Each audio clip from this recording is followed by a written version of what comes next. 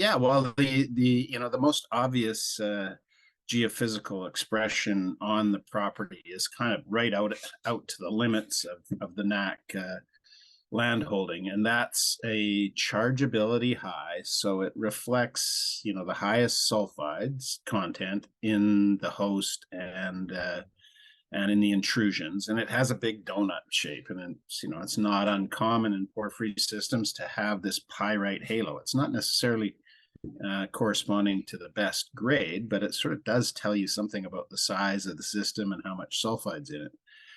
However, the real geophysical target that was identified in an airborne survey of a different kind, and an airborne EM survey, is what we drilled, and that is not not that external kind of donut target. It's kind of in the middle of it, and it's a pretty subtle expression, and it goes to depth, and that's where we hit things. So I think that big donut thing tells us that it's a big and robust system.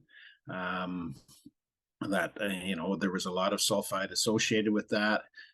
So it tells us something about the size and the strength of the system. And but we're looking at a more subtle expression within that, and that's kind of what we hit. And so it's attractive, but it's not necessarily the target. That has been drilled, with some of the original exploratory holes going back 30, 40, 50 years, I guess. And they've tested that, and that didn't yield really high grades. So, the goodies were hiding within that, and I think we're onto them now.